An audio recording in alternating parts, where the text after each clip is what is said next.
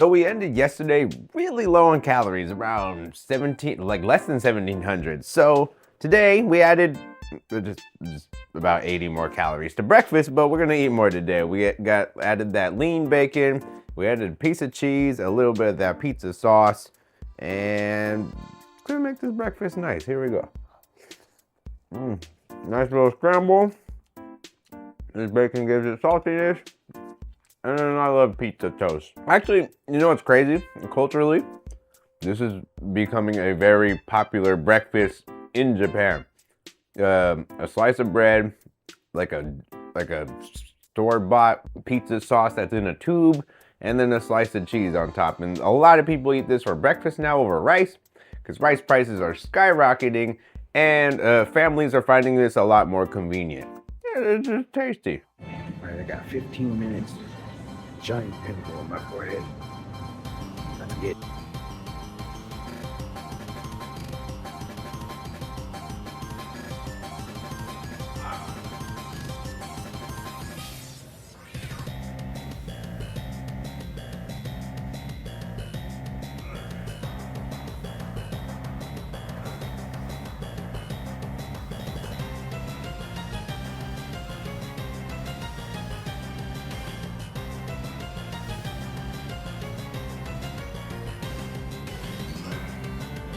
Try a 110 kilogram squat today.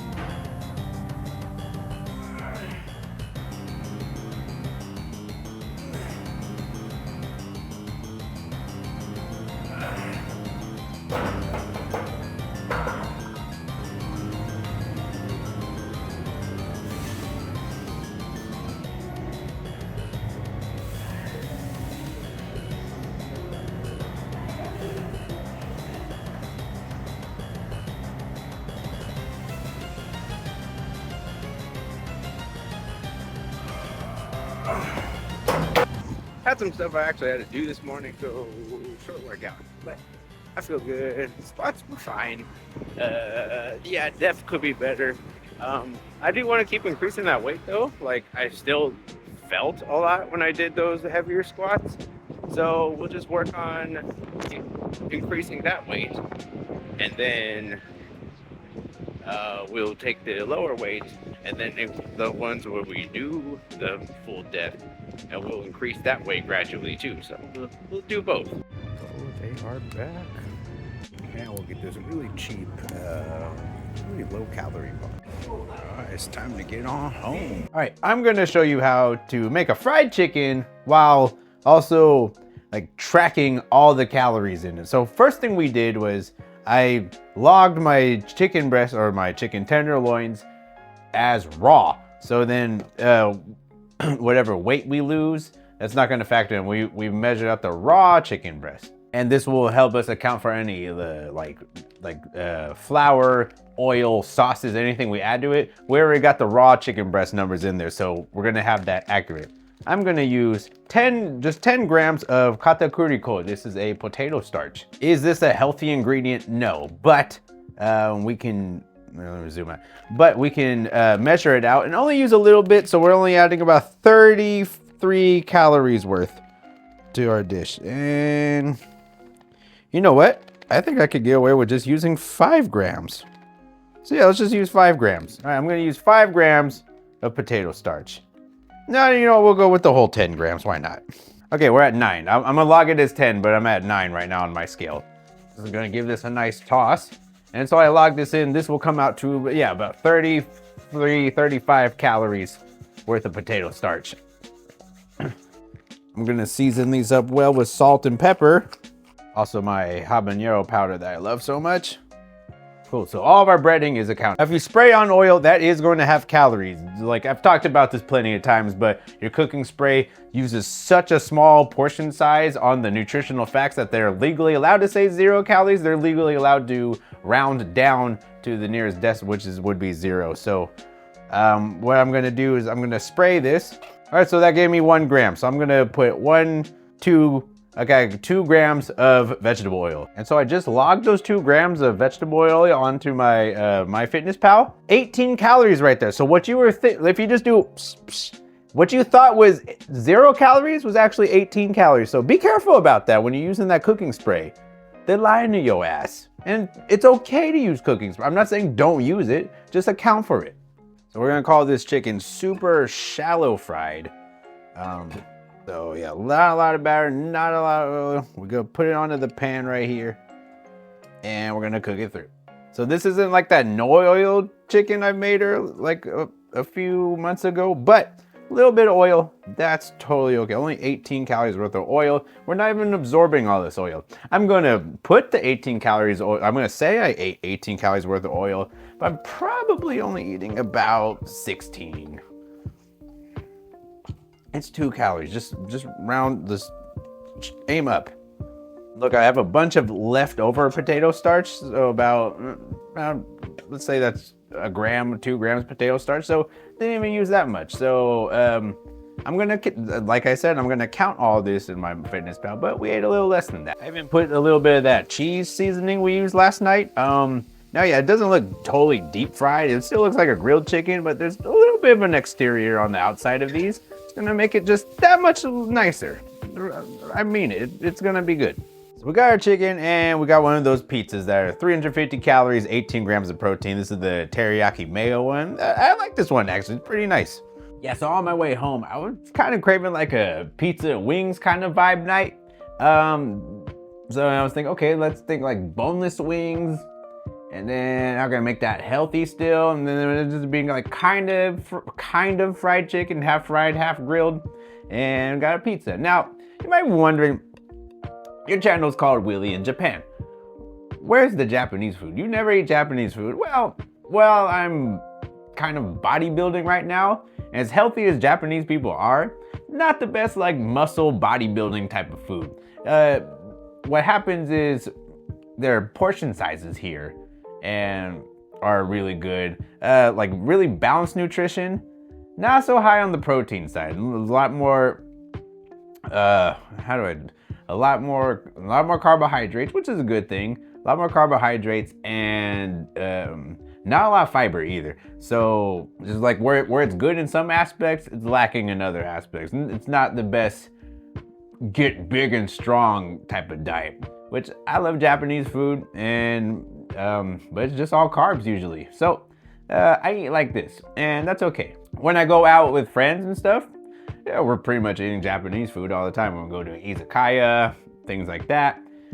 I eat a lot of Japanese dishes, so I don't miss out.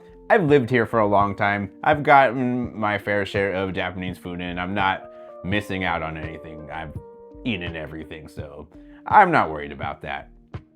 I don't feel like me being here, I'm obligated to eat Japanese food all the time, especially since I live here, you know? It would be one thing if I was on vacation.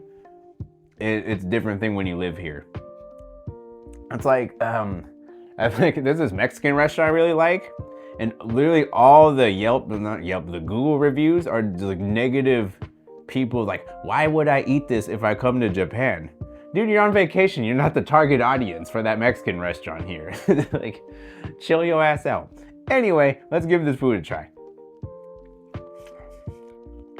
Just having that little exterior. Oh God, and that cheese seasoning is awesome. Just that little bit of exterior on this, and it still tastes like I'm eating like the chicken tenderloin, but there's just like, it's not crispy, but there's something there, and just it also locks in all that juice. It's so juicy. Normally when I just blast the chicken tenderloins on that nonstick pan, kind of dries out a little bit. having the potato starch around it really locked in all the juices. So I might start doing this when I do my meal prep, just to give everything a little more bite. Oh, it's really good. That seasoning is amazing. And our teriyaki mayo pizza.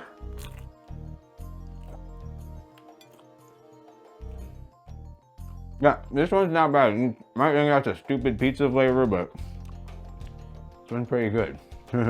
And on that note, let me talk about that whole farce of eating clean. Now, we can argue about what different dieting strategies and different diets you should follow. When I always argue is most of you should just find a way to eat in a calorie deficit and get your protein up. Simple as. Then there is a certain part of this fitness community that likes to say this whole clean eating or I only eat whole foods kind of argument. And yes, that might work for you. And probably a good idea. However, for most people, especially people growing up in Western countries who grew up on eating a lot of processed foods and have a lot of foods that they love, it's probably not going to be as simple. So I argue, eat what you want, just be smarter about it. Like, I ate that pizza, then I buy those stupid little pizzas all the time, and it fulfills my pizza crave. Is it a good pizza? Not really, but gets the job done.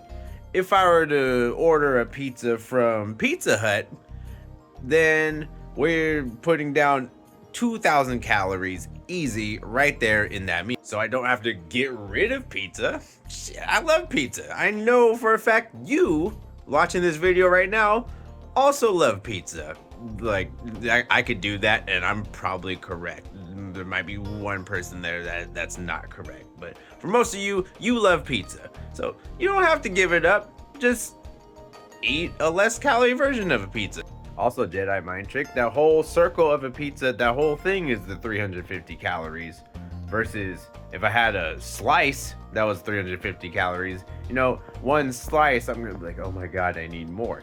You can't stop there. So a little Jedi mind trick, if you're gonna eat a pizza, get a whole circle that's a low calorie amount. That goes with everything else. Burgers, don't get a super fatty, covered in butter burger, make a burger with some lean. If you prefer tacos with pork in it, get some shredded carnitas with some a lean pork versus chicharron, and even with things like sushi, you can make some sushi rice and just not add sugar to the rice. Like some people do that. Some places do that. I don't even know if they do that here, but you could just use a little bit of rice, a little bit of vinegar, and a lot more fish. Make those dishes you love. Eat those dishes you love. Just be smarter with the ingredients you use. And if you stay in your calorie deficit, you will lose fat. It's plain and simple. And for the love of God, don't make some New Year's resolution where you're gonna be like, oh, I'm gonna quit eating ice cream. I'm gonna quit eating spaghetti. Shut your dumb ass up. It's not gonna work. You're gonna rebound in February and you're gonna be back to where you started. So do what you like. As long as you stay in that deficit and be consistent, you can do whatever the hell you want and you'll have success. Anyway, that's gonna do it all for tonight. Thank you so much for watching. Until next time, bye bye.